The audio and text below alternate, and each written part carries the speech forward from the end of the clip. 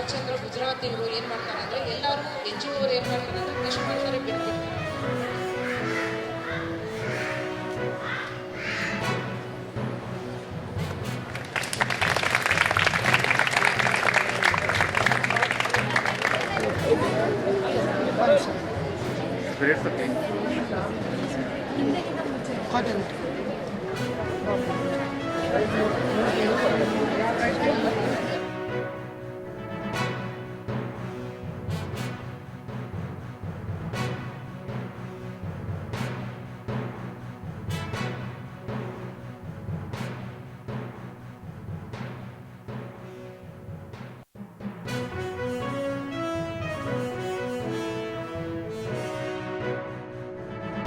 Fingers ಬಗ್ಗೆ ಹೇಳಿದಿನಲ್ಲ, ಅದ್ರ ಬಗ್ಗೆ ಏನು 3-4 ಅಂತ ಸತ್ತಕ್ಕೆ ಮತ್ತೆ ಕೆಳಗಿಳಿಯೋದಕ್ಕೆ ಯಾರಿಗೂ ಆಯಾಸ ಆಗಬಾರ್ದು.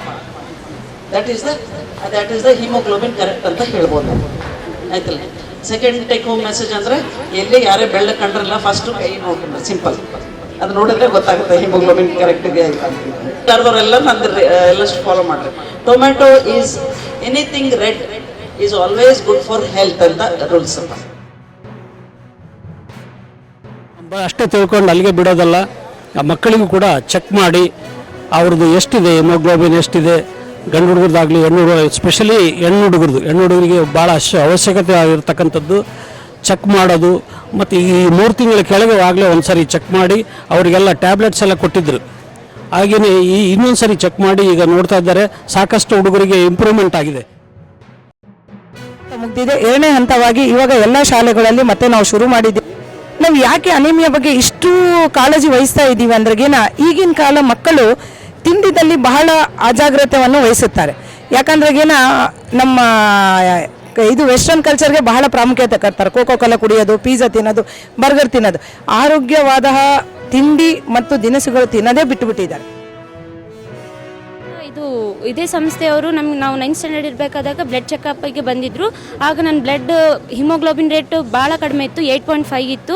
ಆಗ ಅವರು ಟ್ಯಾಬ್ಲೆಟ್ ಸಜೆಸ್ಟ್ ಮಾಡಿದರು 3 ಮಂತ್ಸಿಗೆ ತೊಗೊಳ್ಳೋಕ್ಕೆ. ಮತ್ತು ಒಂದು ಸ್ವಲ್ಪ ಸಜೆಷನ್ಸು ಕೊಟ್ಟಿದ್ದರು, ವೆಜಿಟೇಬಲ್ಸು ಮತ್ತು ಗ್ರೀನ್ ವೆಜಿಟೇಬಲ್ಸ್ ಎಲ್ಲ ಜಾಸ್ತಿ ಕನ್ಸ್ಯೂಮ್ ಮಾಡೋಕ್ಕೆ ಹೇಳಿದರು. ಇದು 3 ಮಂತ್ಸ್ ಇವಾಗ ಮತ್ತೆ ಬಂದಿದ್ದಾರೆ ಚೆಕಪ್ಪಿಗೆ. ಅವರು ಹೇಳಿದ ಸಜೆಷನ್ಸ್ ಎಲ್ಲ ಫಾಲೋ ಅಪ್ ಆಗಿದ್ದೀನಿ. ಈಗ ಚೆಕ್ ಮಾಡಿಸಿದಾಗ ನನ್ನ ಬ್ಲಡ್ ರೇಟಲ್ಲಿ ತುಂಬ ಇಂಪ್ರೂವ್ ಆಗಿದೆ. 10.6 ಇದೆ ನನ್ನ ಬ್ಲಡ್. ಹೆಸರು ಬಂದು SGT ಎಂದು. ಈ ಸಂಸ್ಥೆಯವರು ನಾವು 9th ಇದ್ದಾಗ ಬಂದು ಬ್ಲಡ್ ಚೆಕಪ್ ಮಾಡಿದರು. ಆಗ ನನ್ನ ಹಿಮೋಗ್ಲೋಬಿನ್ 8.2 ಇತ್ತು. ಬಟ್ ಈ ಸರಿ ಮತ್ತೆ ಚೆಕಪ್ ಮಾಡೋಕ್ಕೆ ಬಂದಾಗ ತುಂಬ ಇಂಪ್ರೂವ್ ಆಗಿದೆ.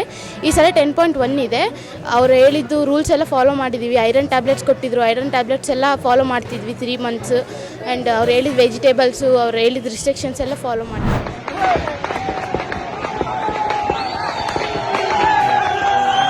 लगातार फायरिंग जारी है. ऐसा लग रहा है कि हम फलस्तीन में हैं. कसम से इन्होंने वो हालत बनाई हुई है.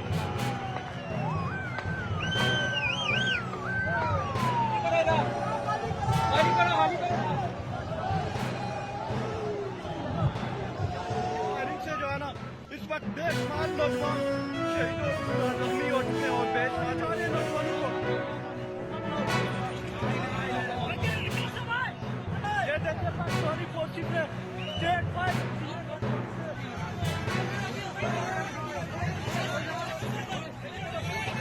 ये देखें लोग